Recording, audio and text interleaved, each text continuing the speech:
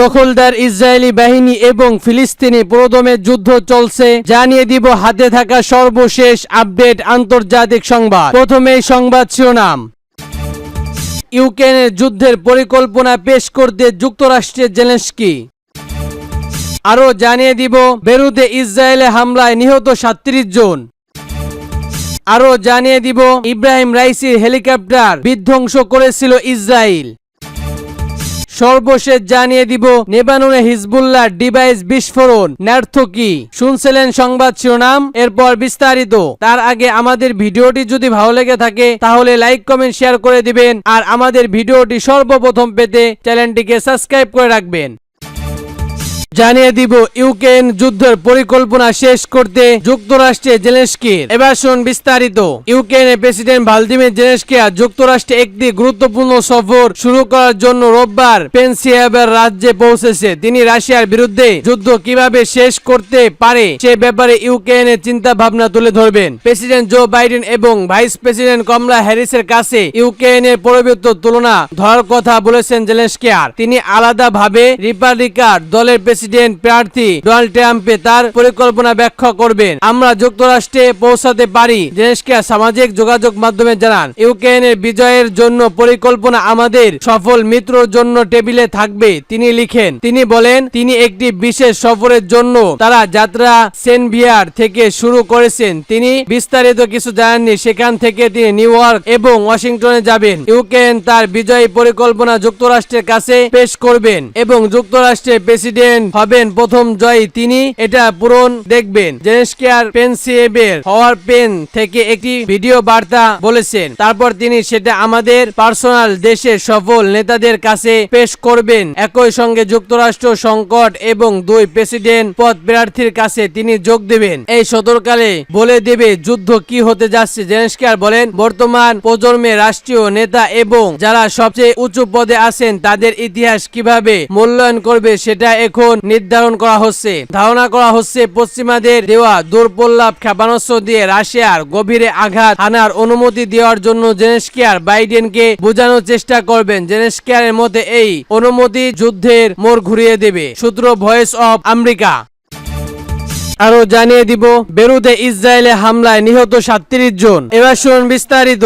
লেবাননের রাজধানী বেরুতে গতকাল রবিবার উদ্ধারকারীদের বিমান হামলা বিধ্বংস ভয়াবহ ধ্বংসপূর্ণের নিচে নিখোঁজ মানুষের খোঁজ উদ্ধার অভিযান চালিয়ে গিয়েছে। এর আগে শুক্রবার বেরুতে ইসরায়েলি বিমান হামলা হিজবুল্লাহ শীর্ষ কমান্ডার ইব্রাহিম আকসির আরো কয়েকজন হিজবুল্লাহর কমান্ডার আহত এবং নিহত হয়েছে। নিহত ব্যক্তিদের মধ্যে ৩টি শিশু ও ৭ জন নারী রয়েছে। ইরান সমর্থিত লেবাননের সশস্ত্র গোষ্ঠী হিজবুল্লাহ জানিয়েছে শুক্রবার ইসরায়েলে তাদের ১৬ জন সদস্য নিহত হয়েছে। নিহত ব্যক্তিদের মধ্যে শ্রেষ্ঠ নেতা ইব্রাহিম ছাড়াও তাদের আরেক কমান্ডার আহত ওয়াজির হয়েছে। প্রায় ১ বছর আগে গাজায় যুদ্ধ শুরু হওয়ার পর সেখানে ফিলিস্তিনের সংগঠন হামাসের প্রতি সমর্থন জানিয়ে ইসরায়েলের নিয়মতান্ত্রিক হামলা চালিয়ে যাচ্ছে হিজবুল্লাহ। জবাবে ইসরায়েলে হিজবুল্লাহর বিভিন্ন স্থাপনা লক্ষ্য করে পাল্টা হামলা করছে। তবে প্রায় ১ বছর ধরে হিজবুল্লাহর কোনো অবস্থান ইসরায়েলের সবচেয়ে প্রাণঘাতী হামলা ছিল এটি। শুক্রবারের হামলা ইসরায়েল বলেছে ইব্রাহিম ও হিজবুল্লাহর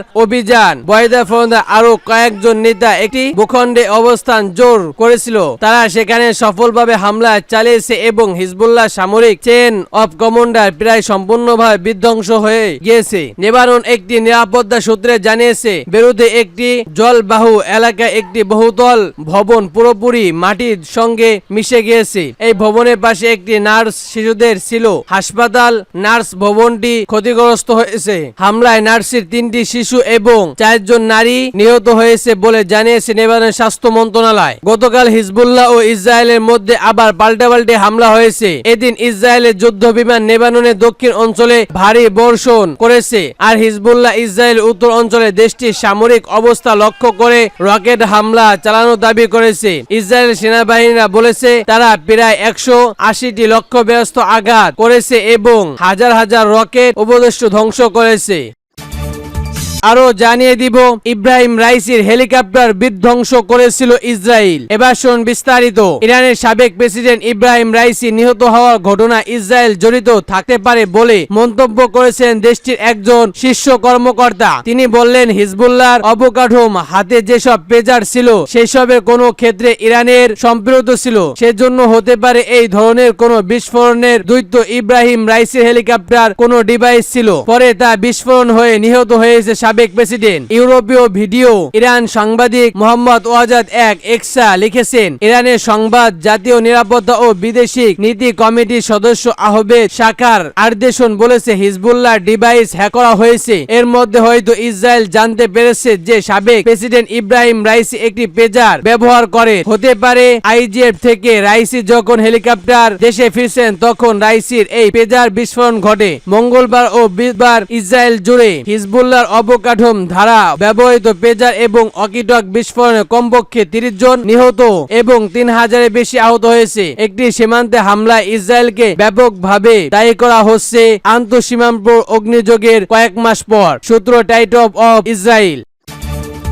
সর্বশেষ জানিয়ে দিব লেবাননে হিজবুল্লাহ ডিভাইস বিস্ফোরণ ব্যর্থ কি। এবার শুনুন বিস্তারিত। লেবাননে 2টি আলাদা ঘন্টায় হাজার হাজার পেজার এবং ডেইলি ডিভাইস বিস্ফোরণ হওয়ার কমপক্ষে 37 জন নিহত এবং 3000 মানুষ আহত হয়েছে। কিয়েভে এই বিস্ফোরণ ঘটনা ঘটেছে তার নানা ব্যাখ্যা এবং একীভূত করা হচ্ছে। লেবাননে হিজবুল্লাহর যাদের সদস্য ও যোগাযোগ ব্যবস্থার উপর হামলা চালানো হয়েছে তারা এখন ইসরায়েলকে দোষারোপ করছে, যদিও ইসরায়েল এখনো কোনো মন্তব্য করেনি। বিবিসি এই তথ্য অনুসন্ধান তাইওয়ান থেকে জাপান অঙ্গীকার ইসরায়েল এবং পুরোনো লেবানন যায়। লেবানন সাবেক নাড়া দেওয়া এক নজরবিহীন হামলার ঘটনা বেশ কয়েকটি প্রশ্ন সামনে এসেছে। প্রাথমিকভাবে ধারণা করা হচ্ছে যে পেজার একটি জরুরি সাইবার হামলা হ্যাকিং শিকার হয়েছে বলে ধারণা করা হচ্ছে, তবে এটি বৃহত্তম উড়িয়ে দেওয়া বিশেষজ্ঞদের মধ্যে এই পরিণত ক্ষতিগ্রস্ত করার জন্য সম্ভাব্য হিজবুল্লাহর কাছে যাওয়ার আগে তারা এই যন্ত্র বিস্ফোরণ পুঁতে রেখেছিল। পেজারগুলো ভাঙ্গার অংশ, বিশেষ করে ছবিগুলো গ্যান্ডোর নামে তাওয়াত একটি ছোট ইন্টেটিক ম্যান প্রস্তুত লেখা দেখা যায়। বিবিসি কম্পিউটার আইসিসি পরিদর্শন বলেছে অফিসটি তাইওয়ান শহরটির একটি বড় শিকলপির অবস্থিত। কোম্পানিটি প্রতিষ্ঠা চিকিৎসক এবং শুনে হয়তো পড়েছে। তিনি জানান এই বিস্ফোরণের সঙ্গে তার ব্যবসার কোনো সম্পর্ক নেই। তিনি তার কারখানায় অফিসের বাইরে সাংবাদিকদের বলেন, আপনি লেবানন থেকে পাঠানো ছবিগুলো দেখুন, যন্ত্রগুলোর গায়ে কোথাও মেড ইন তাইওয়ান লেখা নেই। আমরা সেই পেজারগুলো তৈরি করিনি। এই পরিবর্তে তিনি একটি হাইগার কোম্পানির দিকে ইঙ্গিত করেন যার নাম ব্রিটিশ কনভিউটিং। হু বলেন, তিনি বছর আগে তিনি বিবিসি গোয়েন্দা অবর টেলিভিশন চ্যালেঞ্জে বলেছিল যেন তারা তাদের নিজস্ব পেজার গোয়েন্দা অবরের নামে অব্যাহত করে। তিনি বলেন, এই বিবিসি থেকে অর্থ পাঠানোর প্রক্রিয়া খুব অবরুদ্ধ ছিল এবং অর্থ দেওয়ার ক্ষেত্রে তাদের সমস্যা ছিল। টাকাগুলো মধ্যপ্রাচ্য থেকে আসতো। বিবিসি সিএন কনভিকশন নির্দিষ্ট অফিসে যায়। অফিসটি হাইওয়াংয়ের রাজধানী বুদাপেস্ট একটি সামরিক এলাকায় অবস্থিত। এই একট চিঠি অবকাঠোম 12টি কোম্পানি ব্যবহার করে বলে মনে করা হচ্ছে এবং এই ভবনের কেউ বিবিসির সাংবাদিকদের সিএন কম্পিউটার সম্পর্কে কিছু বলতে পারেনি। অঙ্গীকার কর্মকর্তারা বলেছেন যে এই প্রতিষ্ঠা 2022 সালে প্রথমবারের মতো অন্তর্ভুক্ত হয়েছিল। তারা শুধুমাত্র দেশটিতে একটি ব্যবহার সমৃদ্ধ হিসেবে কাজ করত যাদের নিজস্ব কোনো উপাদান বা অভিযোগ স্যাটেলাইট নাই। অঙ্গীকার এই প্রবেশে বিবিসি একটি ডেমো এক্সটি দেখিয়েছে যুক্তরাষ্ট্রের ইন্টারন্যাশনাল ডিফেন্স পয়েন্ট ডিবেটর এমন একটি সংগ্রামের সঙ্গে বলতে হচ্ছে যে ডিভাইসের দায়িত্ব যুক্তরাষ্ট্রের পররাষ্ট্র দপ্তরের উপর বর্বরত। এই বিষয়ে পররাষ্ট্র দপ্তর বিবিসিকে জানায় এ ব্যাপারে সমৃদ্ধ করে দেখা যাচ্ছে, কিন্তু প্রাথমিক কর্মকর্তারা তারা জানিয়েছে যে বিবিসির সাথে তাদের কোনো সমৃদ্ধ নেই। বিবিসির ওয়েবসাইট এক ব্যক্তিকে প্রতিষ্ঠান প্রার্থী নির্বাচন এবং সমৃদ্ধ হিসেবে চিহ্নিত করা হয়েছে যার নাম ক্রিমা রাইটার্স আর্জেন্টিনা। বিবিসি মিশর সামরিক সঙ্গে যোগাযোগ করার অনেক চেষ্টা করলেও তার থেকে কোনো সাড়া পায়নি, তবে তিনি এনডিটি এর নজরদারির সাথে কথা বলেছেন, আমরা কোনো পেজার তৈরি করিনি, আমরা কেবল মধ্যপ্রাচ্যের কারীদের কাজ করি। আক্রমণের দ্বিতীয় দফায় রেডিও ডিভাইস বা ওয়েবসাইট বিস্ফোরণ হওয়ার কোনো কারণ স্পষ্ট নয়। আমরা জানি যে বিস্ফোরণ হওয়ার ডিভাইসগুলোর মধ্যে অন্তত কিছু আক্রমণ আক্রমণ নামে একটি জাপানি কোম্পানি প্রস্তুত ছিল, যার model number ICC D42। Rights নিজস্ব পেজেন্সে এক নিরাপত্তা সূত্রে বড় দিয়ে জানিয়েছে ডিভাইসগুলো 5 মাস আগে হিজবুল্লাহ কিনেছিল। এর আগে আইডিএ কম্পিউটার সহযোগিতা সংস্থার একজন ডিভাইস ও আক্রমণ নির্ধারিত পেজ নিউজ এজেন্সিতে বলেছে যে লেবানন যে রেডিওগুলো বিস্ফোরণ হয়েছে তা কোনো কোম্পানি তৈরি নয় এবং নট ফর পণ্য বলে মনে করে। এক কর্মী আরো বলেন যে অনলাইনে বিভিন্ন কোম্পানি এমন পণ্যের যান সংস্কার চালাতে খুব সহজ ইন্টারনেট সুযোগ পাওয়া যায়। অনলাইন মার্কেট বিক্রয়ের জন্য তালিকায় আইকন একটি ডিভাইস খুঁজে পেতে বিবিসি একমাত্র সেকেন্ড সময় লাগে। আইডেক এক বিবৃতিতে বলেছে যে এই মডেলটি প্রায় 1 দশক আগে পুরনো। তারা 2014 সালে অক্টোবরে এই মডেল উৎপাদন এবং বিক্রি বন্ধ করে দিয়েছে। এমনকি ডিভাইসটি চালানোর জন্য প্রয়োজনীয় ব্যাটারিয়া উপাদান বন্ধ করে দিয়েছে। সংগঠনটি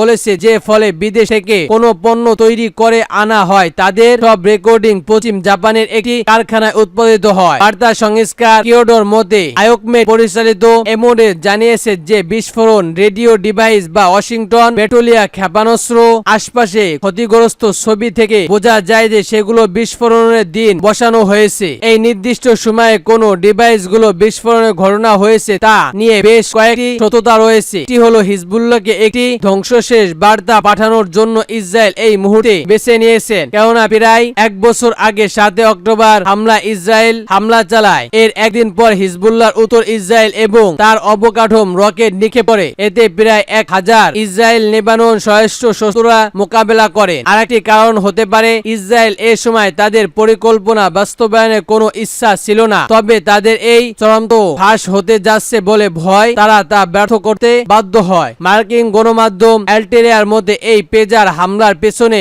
আসল পরিকল্পনা হলো হিজবুল্লাহর সঙ্গে সমর্থন যুদ্ধ শুরুর আগে তাদের যোগাযোগের প্রযুক্তি দেওয়া হবে। কিন্তু এটি বলেন ইসরায়েল যখন বুঝতে পারছে যে হিজবুল্লাহ সন্দেহজনক হয়ে উঠেছে তখন তারা হামলা চালানোর সিদ্ধান্ত নেয়। সূত্র বিবিসি।